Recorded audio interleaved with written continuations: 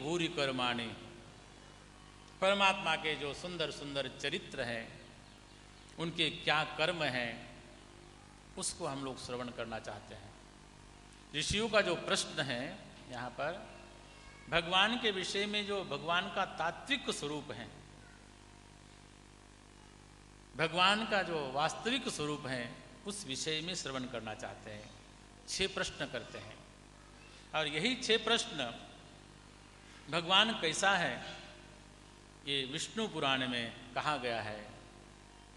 ऐश्वर्यस्य समग्रस्य धर्मस्य यशस्रियः ज्ञान वैराग्यस्य छन्नाम भगवान तीर्णा।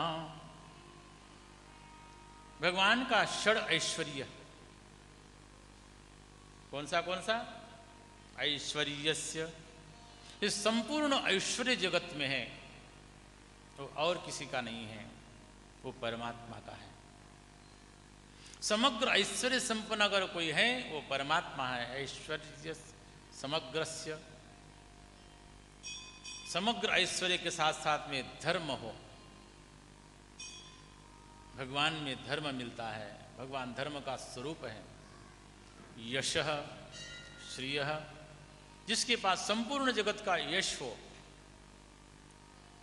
संपूर्ण जगत की लक्ष्मी हो, यश भी हो, कीर्ति भी हो, धन भी हो, ऐश्वर्य भी हो, परंतु उसके अंदर ज्ञान और वैराग्य भी हो, तो परमात्मा का स्वरूप है। और उस परमात्मा के उस स्वरूप के लिए यहाँ पर प्रश्न हुआ है।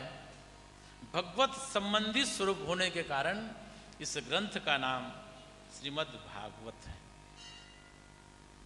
जो भागवत, श्रीमद् भागवत हम जब कहते हैं, उस परमात्मा के षड ऐश्वर्य के संबंध में जहाँ जो प्रश्न हुए हैं और उसका उत्तर जो प्राप्त हुआ है, इसलिए इसको श्रीमद् भागवत कहते हैं।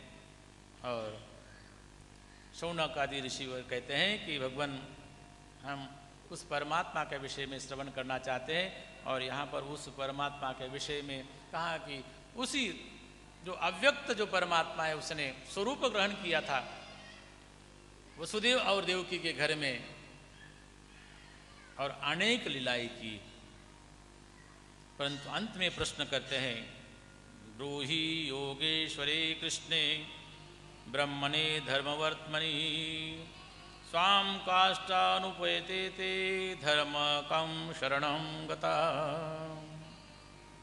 भगवान धर्म रक्षक, जिन्होंने इस धरा पर आकर के धर्म की रक्षा की, परंतु जब वो स्वधाम गए उस समय धर्म ने किसकी शरणागति प्राप्त की, ये अंतिम प्रश्न करके इसके पुनः उसके बाद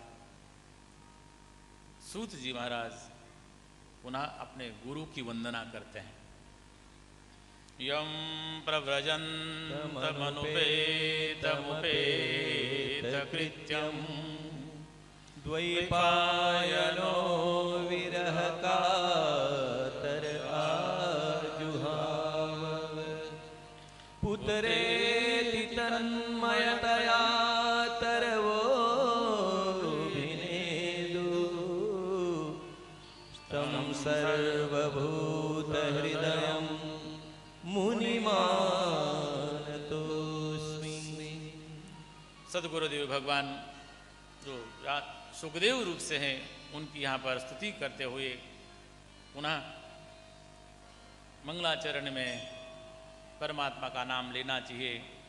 इसलिए यहाँ पर नारायणं नमस्कृत्य नरं चैव नरोत्तमं देवीं सरस्वतीं व्यासं ततो जयमुदीरये। भगवान नारायण का स्मरण करते हैं, देवी सरस्वती का स्मरण करते हैं, व्यास जी महाराज का श्रवण करते हैं और कहते हैं कि जो परमात्मा है उसके विषय में क्या कहें। उनको अलग अलग लोग अलग अलग नाम से जानते हैं। एकम सदविप्रा बहुधा वदंती, एक ही परमात्मा है, उसको लोग अलग अलग नाम से जानते हैं। जो विद्वान लोग हैं तो यहाँ पर उसकी व्याख्या करते हैं, वदन्ति तत्तत्त्वविदः तत्त्वं तज्ञाद्मनद्वयं ब्रह्मेति परमात्मेति भगवानिति शब्दते। यहाँ पर सूत जी महाराज उस वेद की व्याख्या को यहाँ पर बतलाते हैं। जो तत्वज्ञ है, तत्वज्ञानी है, उस परमात्मा के विषय में अलग अलग नाम लेते हैं।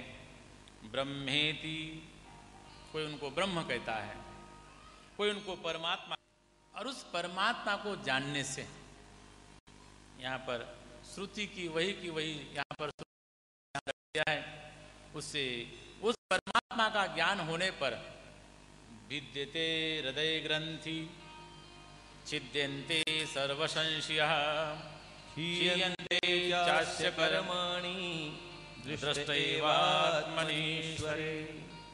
उस परमात्मा का जब ज्ञान होता है तब भिद्यते हृदय ग्रंथि, जो हमारे हृदय में ग्रंथि पड़ी हुई है अनंत काल से, उसका भेदन होता है। छिद्यन्ते सर्व संशयः, अनेक अनेक प्रकार के संशय होते अपने मन में, उसका भी निवारण हो जाता है। छिद्यन्ते चास्य कर्माणि, अनेक अनेक कर्म हैं जो नित्य कर्म करते हैं, उन कर्मों का भी विनाश हो जाता है संपूर्ण। किसमें? किससे? उस परमात्मा का जब अपने अंदर ज्ञान हो जाता है, और वही परमात्मा, वही भगवान, वही परब्रह्म, उसी को यहाँ पर सूत जी महाराज कहते हैं वासुदेव परम ज्ञानम वासुदेव परम तपः वासुदेव परो धर्मो वासुदेव परा गतिः। वही वासुदेव, वही परमात्मा, वो ज्ञान स्वरूप हैं, वो तप स्वरूप हैं, और सभी की सभी धर्मों के मार्ग, उसकी गति उस परमात्मा के लिए ही है, उसको वासुदेव कहते हैं। बहुत सरलता से श्रीमद् भागवतकार ने उस परब्रह्म को, उस अव्यक्त को व्यक्त रूप से कैसे कहा है, बहुत ही सरल रूप से।